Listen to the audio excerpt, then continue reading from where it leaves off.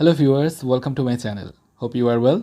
So today in this video we are going to read and analyze at the same time from stanza 8 onwards of the poem Goblin Market by C.G. Rossetti. So without wasting time, let us read it out.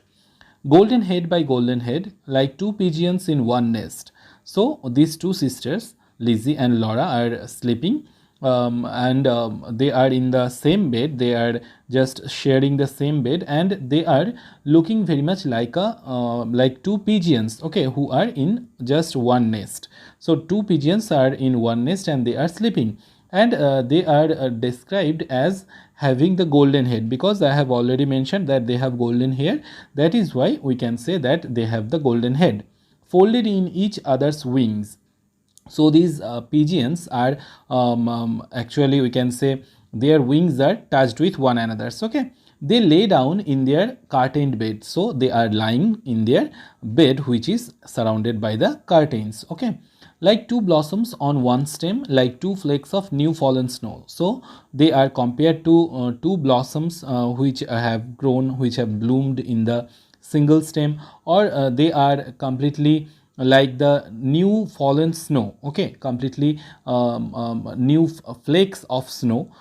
And at the same time, C.G. Rossetti is comparing these two sisters with two wands. Wands means the magical stick, we can say, and this wand is of ivory. Here we can say this wand, or the ivory wand, may refer to the scepter of the kings, okay. In the next line it is mentioned that tipped with gold for awful kings. So these special type of wands that is compared to these two sisters, actually their head is, obviously I have mentioned that it is golden in color, and as they are British people, we can say, they are white. Actually their complexion is white, and that is very much like the ivory color, okay. Ivory is the tooth of the elephants, okay. So in the next lines, moon and stars gazed in at them. So at night when they are sleeping, moon and the stars are gazing at them.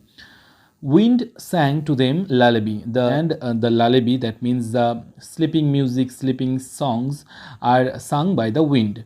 Lumbering owls forebore to fly, and the wooden owls, the wild owls, we can say, they are not flying there, okay, around the nest of these two pigeons, or we can say these two sisters.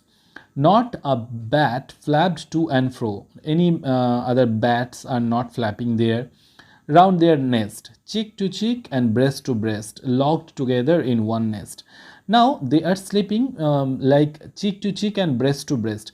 Here we can say that we can analyze this part as we can say some example of erotic literature, okay. So here actually we can say this can be analyzed on different terms, and this is up to you how you can analyze this, okay. So in the next stanza, early in the morning when the first cock crowed his warning. So the next morning, with the very first crowing of the cock, neat like bees, as sweet and busy. So they are very much neat and clean, and they are very much sweet, and at the same time very much busy like the bees. Laura rose with Lizzie. So not only Lizzie wakes up, but at the same time Laura also wakes up from sleep. Fetched in honey, milked the cows, aired and set to rights the house, kneaded cakes of whitest wheat. So very much like the Victorian women, like the other women of the time, they fetched the honey, they milked the cows, they set the room actually after sleeping. They needed the cakes of whitest wheat, cakes for dainty mouths to eat. They cooked the cakes, or we can say the other foods actually. Next churned the butter, swept up cream, fed their poultry, sat and sewed.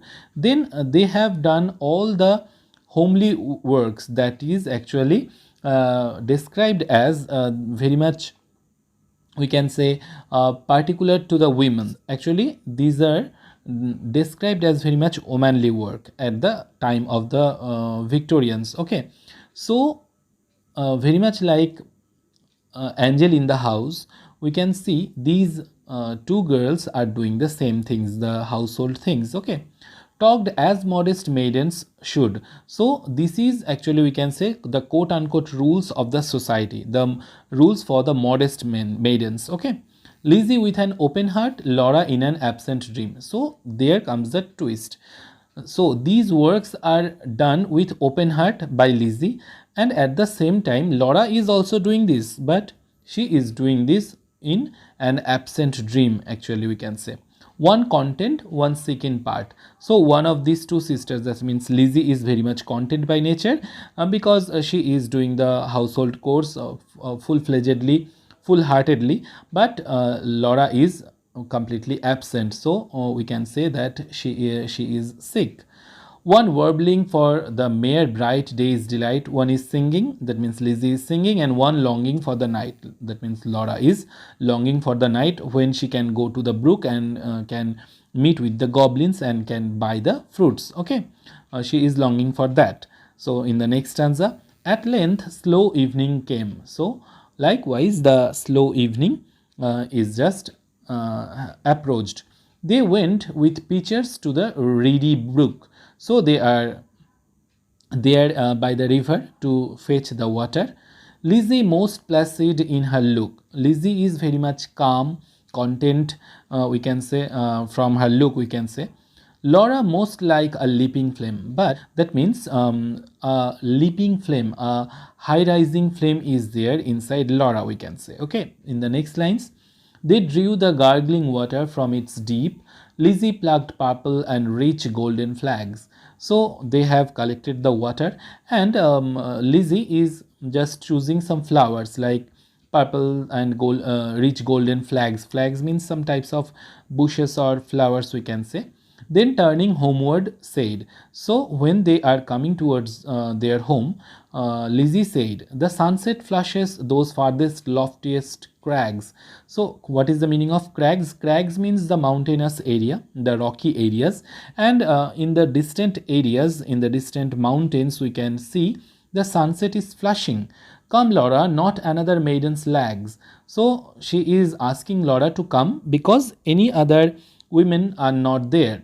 No willful squirrel wags, no other animals are there also. The beasts and birds are fast asleep because the other animals are also asleep. But Laura loitered still among the rushes and said the bank was steep. But Laura was actually finding the excuses for delaying. Okay, so she wanted to delay because she actually wanted to meet with these goblins to buy the fruits, and that is why she is making some lame excuses that the bank of this river is very much steep, very much slopey, we can say, and said the hour was early still, the dew not fallen, the wind not chill. So she is saying that the hour is not actually had ripened, that means the time had not come for their going to their homes, and there is no dew actually had started falling, and the wind is not also chill, listening ever but not catching the customary cry, come by, come by. So while saying this, she is actually listening or trying to listen to these goblin men, but cannot catch because she is completely rejected, completely turned down by the goblin men, because she had already eaten their fruits and they have not so much interest on Laura anymore. So she cannot hear the cry, the customary cry of come by, come by. Okay, with its iterated jingle, that means the jingle is continuous, it is repeating. Okay, of sugar baited words, the words are baited with sugar, we can say.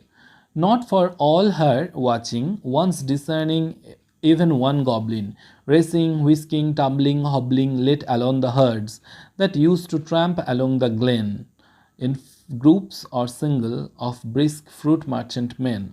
So we can see that she cannot see, that means Laura cannot find these goblin men, because in the previous day actually she had found them racing, whisking and tumbling, hobbling, walking in different styles, and they are actually, some of them are single, some of them are in groups. So she, even before the day, she can find them, but now she cannot find them. Okay, that is why she is very much worried, we can say.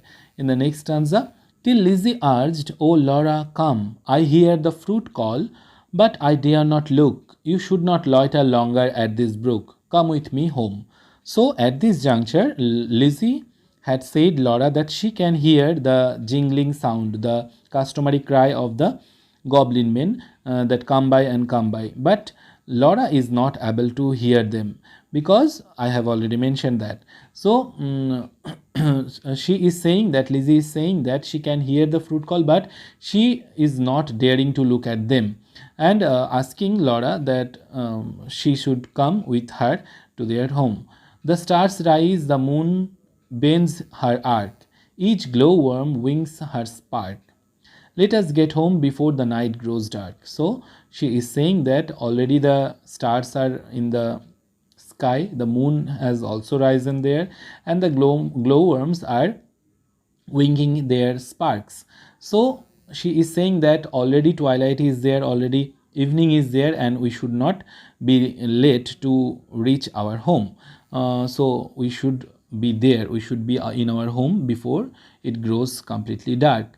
For clouds may gather, though this is summer weather.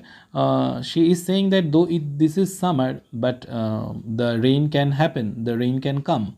Put out the lights and drench us through. And she is saying that these rain, or we can say because of these rains, their lights can be put out, and they can completely be drenched with this rainwater. Then if we lost our way, what should we do? She is also worried that if they lost in the darkness, if they lost their way in the complete darkness, what will be of them? Actually, we can say that Lizzie is very much cautious about this practical life, and that they have to go to their home. She is very much sure of that, but Laura is not at all. So we can see the two contrasting pictures of two womanhood in this poem. Okay, so in the next lines, Laura turned cold as stone. So after hearing these words that Lizzie can hear the cry of these goblin men, she is completely cold as stone, because to find her sister heard that cry alone, because her sister only can hear that cry, that goblin cry, "Come buy our fruits, come buy."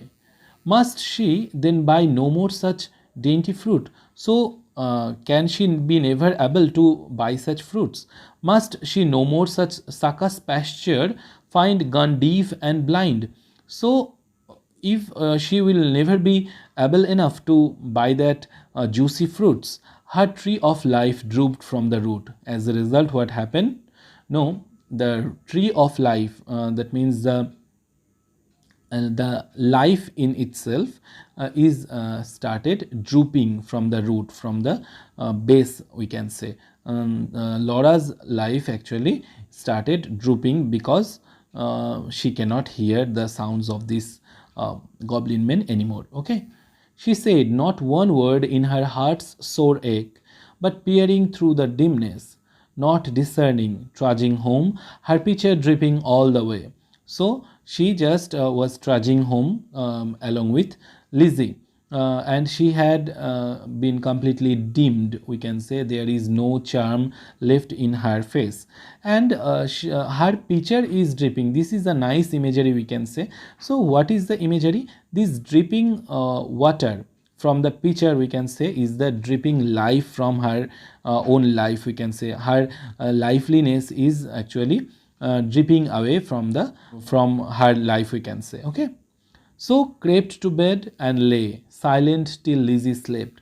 So both of them have gone to sleep again, silent till Lizzie slept. So she is completely silent, that means Laura is completely silent till Lizzie had already slept, then sat up in a passionate yearning. But the passion is growing very much inside Laura, we can say, and her yearning is also getting high, and gnashed her teeth for balked desire, and wept as if her heart would break. And she was weeping, she started weeping because her heart, because she was feeling as if her heart would have been broken. So I am stopping here. Hope this will be of help. If this helps you, then please give it a like, do share with your friends, and don't forget to subscribe to my channel. So bye for today. Thank you for watching this video.